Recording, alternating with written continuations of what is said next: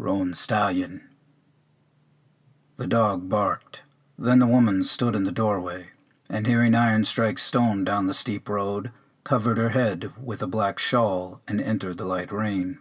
She stood at the turn of the road. A nobly formed woman, erect and strong as a new tower, the features stolid and dark, but sculptured into a strong grace. Straight nose with a high bridge, firm and wide eyes, full chin, red lips. She was only a fourth part Indian. A Scottish sailor had planted her in young native earth, Spanish and Indian, 21 years before. He had named her California when she was born. That was her name, and had gone north. She heard the hooves and wheels come nearer, up the steep road. The buckskin mare, leaning against the breastpiece, plodded into sight round the wet bank. The pale face of the driver followed, the burnt-out eyes. They had fortune in them. He sat twisted on the seat of the old buggy, leading a second horse by a long halter, a roan, a big one, that stepped daintily, by the swell of the neck, a stallion. "What have you got, Johnny?" "Masquerade stallion. Mine now. I won him last night. I had very good luck." He was quite drunk. "They bring their mares up here now. I keep this fellow. I got money besides, but I'll not show you." "Did you buy something, Johnny, for our Christine? Christmas comes in 2 days, Johnny." "By God, forgot," he answered, laughing. "Don't tell Christine it's Christmas. After a while I get her something, maybe." "But, California, I shared your luck when you lost. You lost me once, Johnny, remember? Tom Dell had me 2 nights here in the house. Other times we've gone hungry. Now that you've won, Christine will have her Christmas. We share your luck, Johnny. You give me money. I go down to Monterey tomorrow, buy presents for Christine. Come back in the evening. Next day, Christmas." "You have wet ride," he answered, giggling. "Here, money. $5, $10, $12. You buy 2 bottles of rye whiskey for Johnny." "All right. I go tomorrow." He was an outcast Hollander, not old, but shriveled with bad living. The child Christine inherited from his race blue eyes, from his life a wizened forehead. She watched from the house door her father lurch out of the buggy and lead with due respect the stallion to the new corral, the strong one, leaving the wearily breathing buckskin mare to his wife to unharness. Storm in the night. The rain on the thin shakes of the roof, like the ocean on rocks, streamed battering. Once thunder walked down the narrow canyon into Carmel Valley and wore away westward. Christine was wakeful with fears and wonders. Her father lay too deep for storm to touch him. Dawn comes late in the year's dark, later into the crack of a canyon under redwoods, and California slipped from bed an hour before it. The buckskin would be tired. There was a little barley, and why should Johnny feed all the barley to his stallion? That is what he would do. She tiptoed out of the room, leaving her clothes. He'd waken if she waited to put them on, and passed from the door of the house into the dark of the rain. The big black drops were cold through the thin shift, but the wet earth pleasant under her naked feet. There was a pleasant smell in the stable, and moving softly, touching things gently with the supple bend of the unclothed body, was pleasant. She found a box, filled it with sweet dry barley, and took it down to the old corral. The little mare sighed deeply at the rail in the wet darkness, and California, returning between 2 redwoods up to the house, heard the happy jaws grinding the grain. Johnny could mind the pigs and chickens. Christine called to her when she entered the house, but slept again under her hand. She laid the wet nightdress on a chair back and stole into the bedroom to get her clothes. A plank creaked, and he wakened. She stood motionless, hearing him stir in the bed. When he was quiet, she stooped after her shoes, and he said softly, "What are you doing? Come back to bed." "It's late. I'm going to Monterey. I must hitch up." "You come to bed first. I've been away 3 days. I give you money. I take back the money, and what do you do in town then?" She sighed sharply and came to the bed. He, reaching his hands from it, felt the cool curve and firmness of her flank, and half rising caught her by the long wet hair. She endured, and to hasten the act she feigned desire. She had not for long, except in a dream, felt it. Yesterday's drunkenness made him sluggish and exacting. She saw, turning her head sadly, the windows were bright gray with dawn. He embraced her still, stopping to talk about the Stallion. At length she was permitted to put on her clothes. Clear daylight over the steep hills, gray shining cloud over the tops of the redwoods. The winter stream sang loud. The wheels of the buggy slipped in deep slime, ground unwashed stones at the road edge. Down the hill the wrinkled river smothered the ford. You must keep to the bed of stones. She knew the way by willow and alder. The buckskin halted midstream, shuddering. The water her own color washing up to the traces.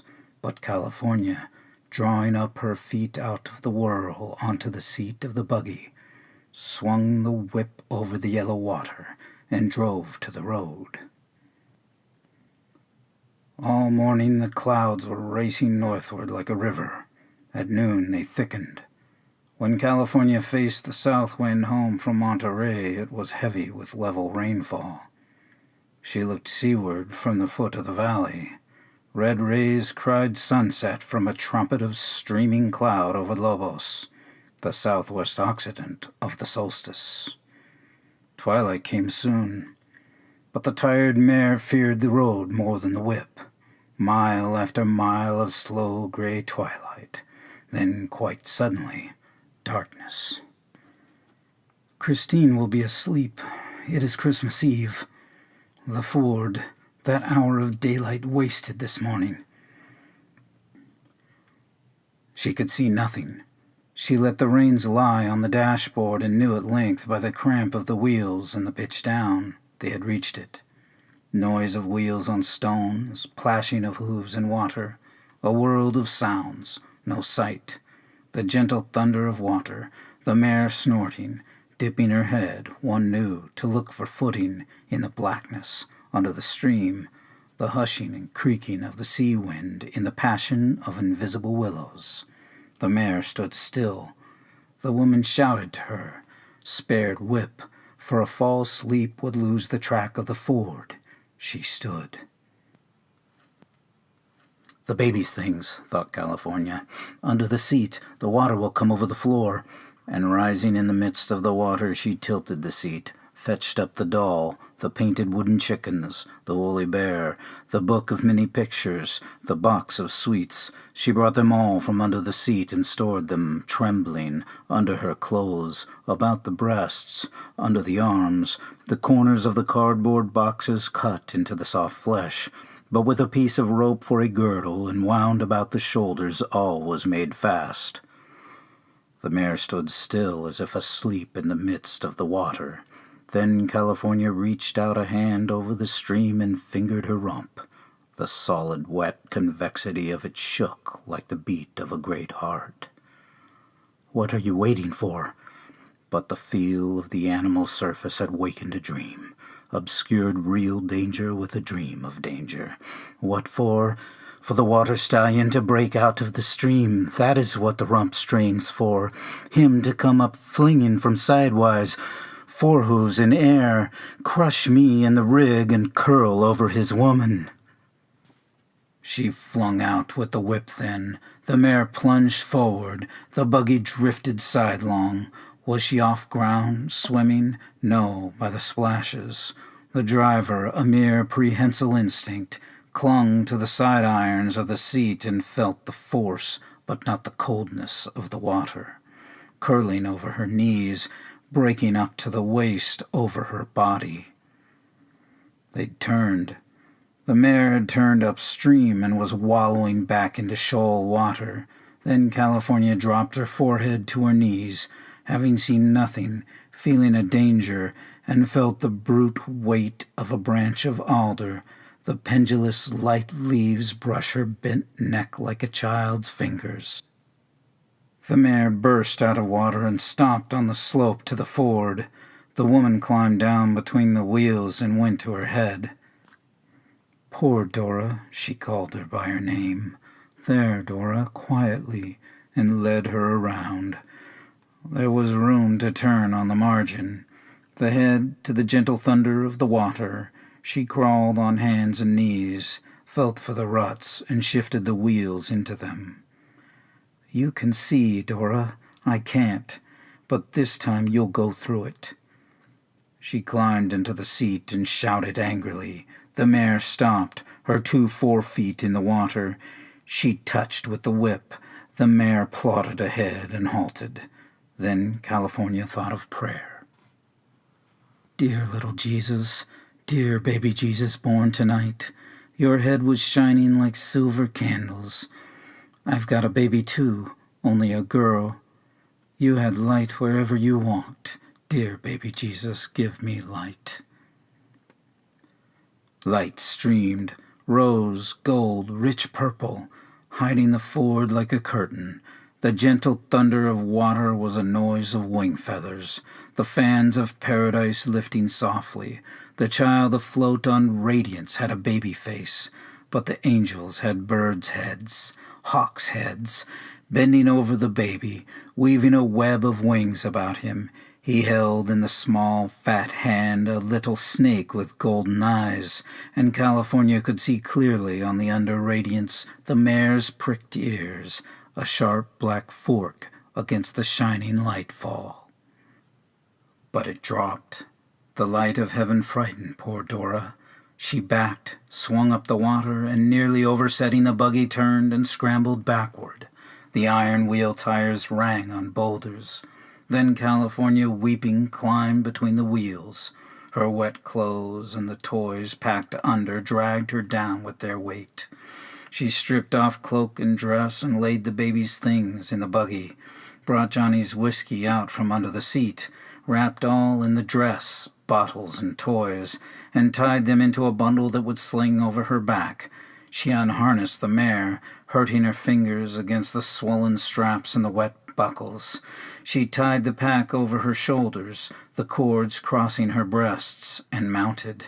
She drew up her shift about her waist and knotted it, naked thighs clutching the sides of the mare, bare flesh to the wet withers, and caught the mane with her right hand, the looped-up bridle reins in the other. "Dora, the baby gives you light." The blinding radiance hovered the ford. "Sweet baby Jesus, give us light." Cataracts of light and Latin singing fell through the willows. The mare snorted and reared, the roar and thunder of the invisible water, the night shaking open like a flag, shot with the flashes, the baby face hovering, the water beating over her shoes and stockings up to the bare thighs, and over them, like a beast lapping her belly, the wriggle and pitch of the mare swimming, the drift, the sucking water, the blinding light above and behind, with not a gleam before, in the throat of darkness. The shock of the forehoofs striking bottom, the struggle and surging lift of the haunches.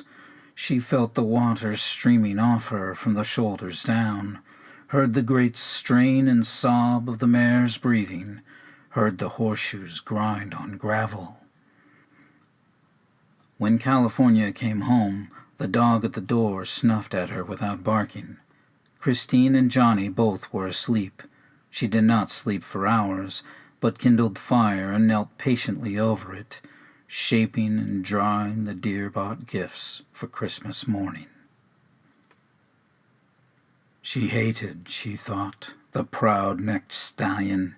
He'd lean the big twin masses of his breast on the rail. His red-brown eyes flashed the white crescents. She admired him then. She hated him for his uselessness, serving nothing but Johnny's vanity. Horses were too cheap to breed.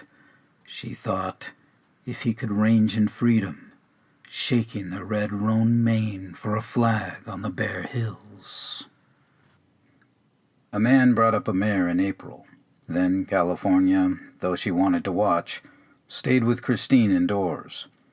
When the child fretted, the mother told her once more about the miracle of the ford. Her prayer to the little Jesus, the Christmas Eve when she was bringing the gifts home.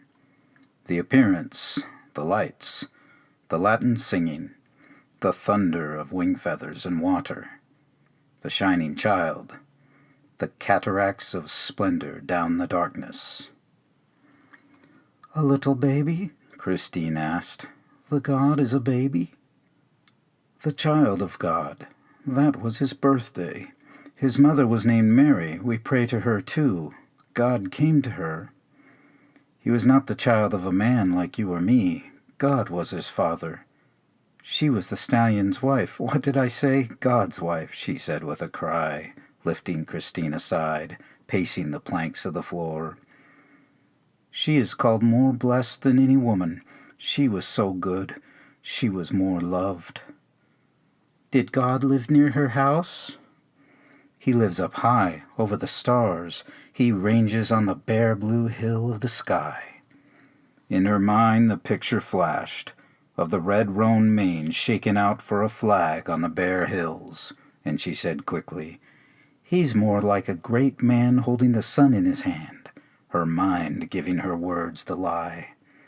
But no one knows, only the shining and the power, the terror, the burning fire covered her over. "Was she burnt up, Mother?" "She was so good and lovely. She was the mother of the little Jesus. If you are good, nothing will hurt you." "What did she think?" "She loved. She was not afraid of the hooves, hands that had made the hills and sun and moon, and the sea and great redwoods, the terrible strength. She gave herself without thinking." "You only saw the baby, Mother?" "Yes, and the angels about him. The great wild shining over the black river." 3 times she had walked to the door, 3 times returned, and now the hand that had thrice hung on the knob, full of prevented action, twisted the cloth of the child's dress that she had been mending. "Oh, I've torn it." She struck at the child and then embraced her fiercely, the small, blond, sickly body. Johnny came in, his face reddened as if he had stood near fire, his eyes triumphing. "Finished," he said, and looked with malice at Christine. "I go down valley with Jim Carrier. Owes me $5. 15 I charge him. He brought 10 in his pocket. Has grapes on the ranch. Maybe I'd take a barrel red wine instead of money. Be back tomorrow. Tomorrow night, I tell you. Hey, Jim?" He laughed over his shoulder. "I say tomorrow evening I show her how the red fellow act, the big fellow, when I come home." She answered nothing, but stood in front of the door, holding the little hand of her daughter in the path of sun between the redwoods, while Johnny tied the buckskin mare behind Carrier's buggy, and bringing saddle and bridle tossed them under the seat. Jim Carrier's mare, the bay, stood with drooped head and started slowly, the men laughing and shouting at her. Their voices could be heard down the steep road after the noise of the iron-hooped wheels died from the stone. Then one might hear the hush of the wind in the tall redwoods, the tinkle of the April brook deep in its hollow. Humanity is the start of the race. I say humanity is the mold to break away from, the crust to break through, the coal to break into fire, the atom to be split. Tragedy that breaks man's face and a white fire flies out of it. Vision that fools him out of his limits. Desire that fools him out of his limits. Unnatural crime, inhuman science, slit eyes in the mask. Wild loves that leap over the walls of nature. The wild fence vaulter science. Useless intelligence of far stars. Dim knowledge of the spinning demons that make an atom.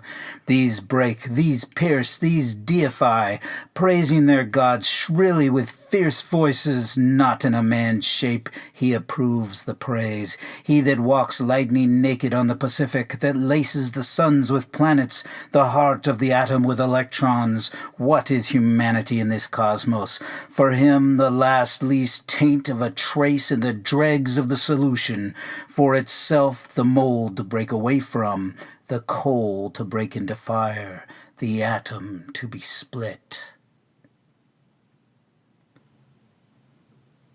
After the child slept, after the leopard-footed evening had glided oceanward, California turned the lamp to its least flame and glided from the house.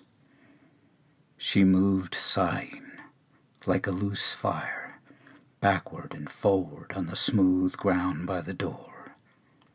She heard the night wind that draws down the valley like the draft in a flue under clear weather, whisper and toss in the tall redwoods.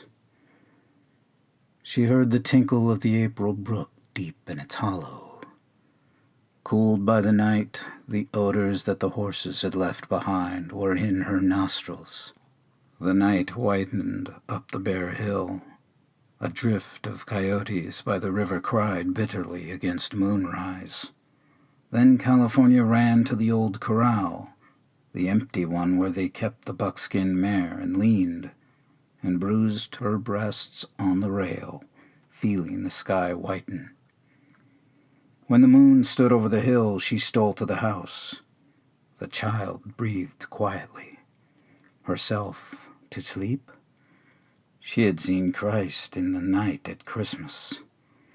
The hills were shining open to the enormous night of the April moon. Empty and empty, the vast round backs of the bare hills. If one should ride up high, might not the Father himself be seen brooding his night, cross-legged, chin in hand, squatting on the last dome? More likely leaping the hills, shaking the red roan mane for a flag on the bare hills. She blew out the lamp. Every fiber of flesh trembled with faintness when she came to the door. Strength lacked. To wander afoot into the shining of the hill, high enough, high enough. The hateful face of a man had taken the strength that might have served her. The corral was empty. The dog followed her. She caught him by the collar, dragged him in fierce silence back to the door of the house, latched him inside. It was like daylight outdoors, and she hastened without faltering down the footpath, through the dark fringe of twisted oak brush, to the open place in a bay of the hill. The dark strength of the stallion had heard her coming.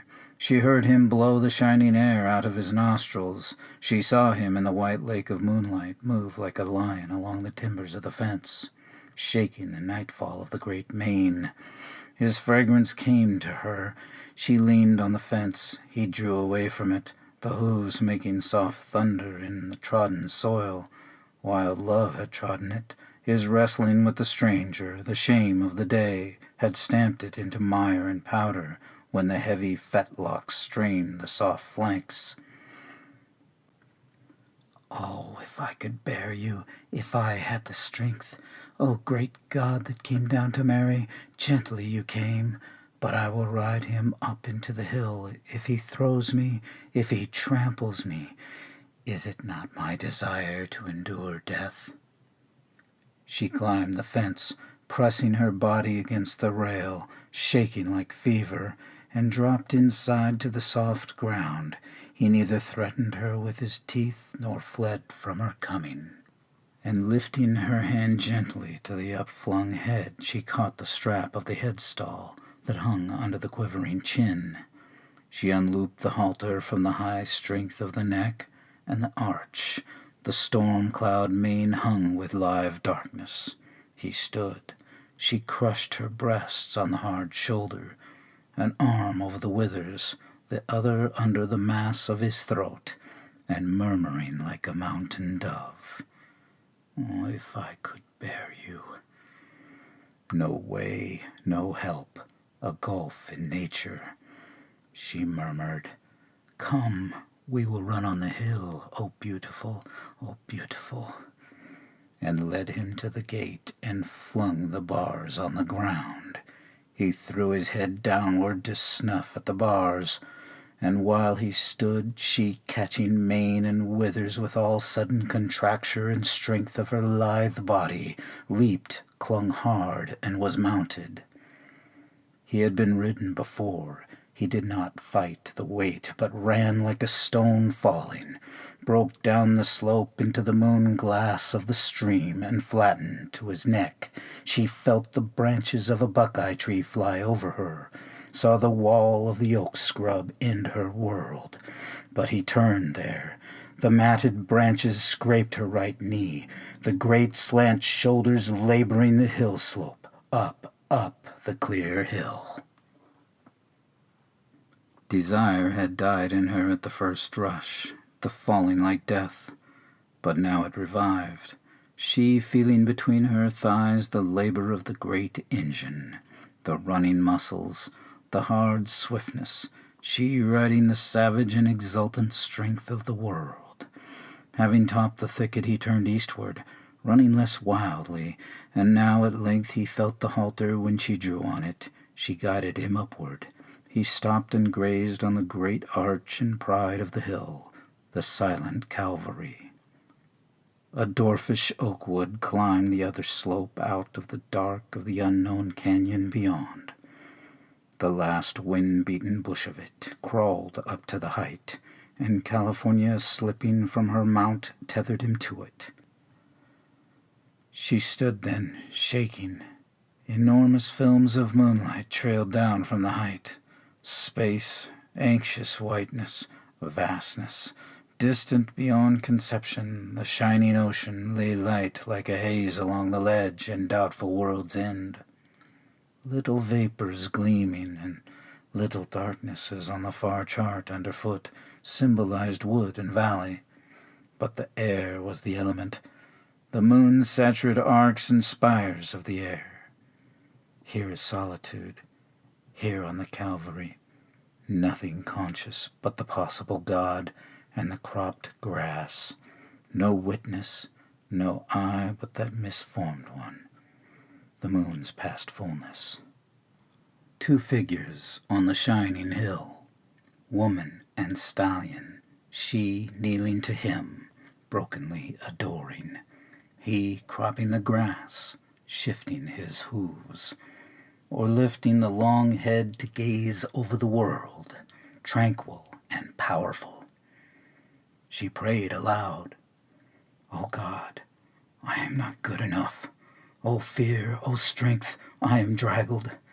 Johnny and other men have had me, and O clean power, here am I," she said, falling before him, and crawled to his hooves. She lay a long while as if asleep, in reach of the forehooves, weeping. He avoided her head and the prone body. He backed at first, but later plucked the grass that grew by her shoulder, the small dark head under his nostrils, a small round stone that smelt human, black hair growing from it. The skull shut the light in. It was not possible for any eyes to know what throbbed and shone under the sutures of the skull, or a shell full of lightning had scared the Roan strength, and he'd have broken tethers, screaming, and run for the valley. The atom bounds breaking, nucleus to sun, electrons to planets, with recognition not praying, self-equaling, the whole to the whole, the microcosm not entering nor accepting entrance, more equally, more utterly, more incredibly conjugate, with the other extreme in greatness, passionately perceptive of identity. The fire threw up figures and symbols meanwhile. Racial myths formed and dissolved in it. The phantom rulers of humanity that without being are yet more real than what they are born of, and without shape that which makes them. The nerves and the flesh go by shadow-like, the limbs and the lives shadow-like. These shadows remain, these shadows to whom temples, to whom churches, to whom labors and wars, visions and dreams are dedicate. Out of the fire in the small round stone that black moss covered, a crucified man writhed up in anguish. A woman covered by a huge beast in whose mane the stars were netted, sun and moon were his eyeballs, smiled under the unendurable violation, her throat swollen with the storm and blood flecks gleaming on the stretched lips. A woman, no, a dark water, split by jets of lightning, and after a season what floated up of the furrowed water? A boat, a fish, a fire globe. It had wings, the creature, and flew against the fountain of lightning, fell burnt out of the cloud back to the bottomless water. Figures and symbols, castlings of the fire, played in her brain, but the white fire was the essence. The burning in the small round shell of bone that black hair covered, that lay by the hooves on the hilltop. She rose at length. She unknotted the halter. She walked and led the stallion, 2 figures, woman and stallion, come down the silent emptiness of the dome of the hill, under the cataract of the moonlight. The next night there was moon through cloud. Johnny had returned half-drunk toward evening, and California, who had known him for years with neither love nor loathing, tonight hating him, had let the child Christine play in the light of the lamp for hours after her bedtime, who fell asleep at length on the floor beside the dog. Then Johnny put her to bed. She gathered the child against her breasts. She laid her in the next room and covered her with a blanket. The window was white. The moon had risen. The mother lay down by the child, but after a moment Johnny stood in the doorway. "Come drink." He had brought home 2 jugs of wine slung from the saddle, part payment for the stallion's service. A pitcher of it was on the table, and California sadly came and emptied her glass. Whiskey, she thought, would have erased him till tomorrow. The thin red wine. "We have good evening," he laughed, pouring it. "1 glass yet, then I show you what the red fellow did." She moving toward the house door, his eyes followed her. The glass filled, and the red juice ran over the table. When it struck the floor planks, he heard and looked. "Who stuck the pig?" he muttered stupidly. "Here's blood, here's blood," and trailed his fingers in the red lake under the lamplight. While he was looking down, the door creaked. She had slipped outdoors, and he, his mouth curving like a fawn's, imagined the chase under the solemn redwoods. The panting and unresistant victim caught in a dark corner. He emptied the glass and went outdoors into the dappled lanes of moonlight. No sound but the April brooks. "Hey, Bruno," he called. "Find her. Bruno, go find her." The dog, after a little, understood and quested, the man following. When California, crouching by an oak bush above the house, heard them come near, she darted to the open slope and ran downhill. The dog barked at her heels, pleased with the game, and Johnny followed in silence. She ran down to the new corral. She saw the stallion move like a lion along the timbers of the fence, the dark arched neck shaking the nightfall of the great mane. She threw herself prone and writhed under the bars. His hooves, backing away from her, made muffled thunder in the soft soil. She stood in the midst of the corral, panting. But Johnny paused at the fence. The dog ran under it, and seeing the stallion move, the woman, standing quiet, danced after the beast, with white tooth feints and dashes. When Johnny saw the formidable dark strength recoil from the dog, he climbed up over the fence. The child Christine waked when her mother left her and lay half dreaming. In the half-waking dream, she saw the ocean come up out of the west and cover the world. She looked up through clear water at the tops of the redwoods. She heard the door creak and the house empty. Her heart shook her body, sitting up on the bed, and she heard the dog and crept toward light, where it gleamed under the crack of the door. She opened the door. The room was empty. The tabletop was a red lake under the lamplight. The color of it was terrible to her. She had seen the red juice drip from a coyote's muzzle her father had shot one day in the hills and carried him home over the saddle. She looked at the rifle on the wall rack. It was not moved. She ran to the door. The dog was barking and the moon was shining. She knew wine by the odor, but the color frightened her. The empty house frightened her. She followed downhill in the white lane of moonlight the friendly noise of the dog. She saw in the big horse's corral, on the level shoulder of the hill, black on white, the dark strength of the beast, the dancing fury of the dog, and the two others. One fled, one followed. The big one charged, rearing. One fell under his forehoofs. She heard her mother scream. Without thought, she ran to the house. She dragged a chair past the red pool and climbed to the rifle, got it down from the wall and lugged it somehow through the door and down the hillside, under the hard weight sobbing. Her mother stood by the rails of the corral. She gave it to her. On the far side, the dog flashed at the plunging stallion. In the midst of the space, the man, slow-moving, like a hurt worm crawling, dragged his body by inches toward the fence line. Then California, raising the rifle on the top rail, without doubting, without hesitance, aimed for the leaping body of the dog, and when it stood, fired. It snapped, rolled over, lay quiet. "Oh, Mother, you've hit Bruno." "I couldn't see the sights in the moonlight," she answered quietly. She stood and watched, resting the rifle butt on the ground. The stallion wheeled, freed from his torment. The man lurched up to his knees, wailing a thin and bitter bird's cry, and the Roan thunderstruck. Hooves left nothing alive, but teeth tore up the remnant. "Oh, Mother, shoot, shoot!" Yet California stood carefully watching, till the beast, having fed all his fury, stretched neck to utmost, head high, and wrinkled back the upper lip from the teeth, yawning obscene disgust over, not a man, a smear on the moon-like earth.